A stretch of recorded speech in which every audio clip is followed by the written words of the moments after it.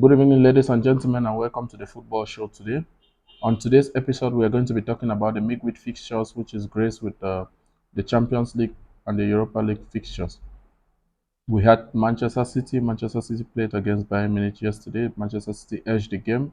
Though Bayern Munich had some spares where they were very good, they played very well, they did everything, they were good in composure, but Manchester City won the game at the end of the game, which is what is so important. And Manchester City standing at the favorite for the competition, you could see people like Haaland who could not stop scoring and scored the third goal for the match and has beaten some records in the Premier League by being one of the first players in Premier League history to score 45 plus goals in this one season. Going to the other match of yesterday, we had in Portugal where we had Benfica playing against Inter Milan. Inter Milan won that game by 2 goals to 0. We had Romelu Lukaku scoring a penalty around the 78th minute. And today we have a big match, which is going to be the match between Real Madrid and Chelsea. Last time I remember when Frank Lampard was sacked, he was preparing for the game against Real Madrid. So this is a game where he is coming to prove himself that what Tuchel did, he could do it as well. And Chelsea is a very good team. They have the players, they have good players who can compete. But Real Madrid, as we all know, they are the kings when it comes to Champions League competitions. So you can never write them up, and I still rate them as one of the favorites for this competition. And we can also see we have Napoli against the giants of European football, or one-time giants of European football, AC Milan. AC Milan is very good. AC Milan is playing with tactical knows about the game. But Napoli has been one of the favorites of the competition. We remember they defeated uh, Liverpool, and we shall see today what is going to be at hand, because that match is like an away match for Napoli because they're playing inside the San Siro.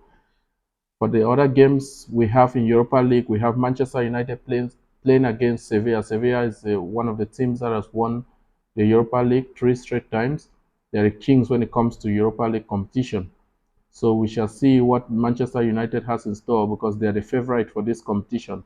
But we cannot write away Roma and Juventus. We have Roma, which is controlled by Jose Mourinho, one-time coach from Manchester United. Jose Mourinho is a king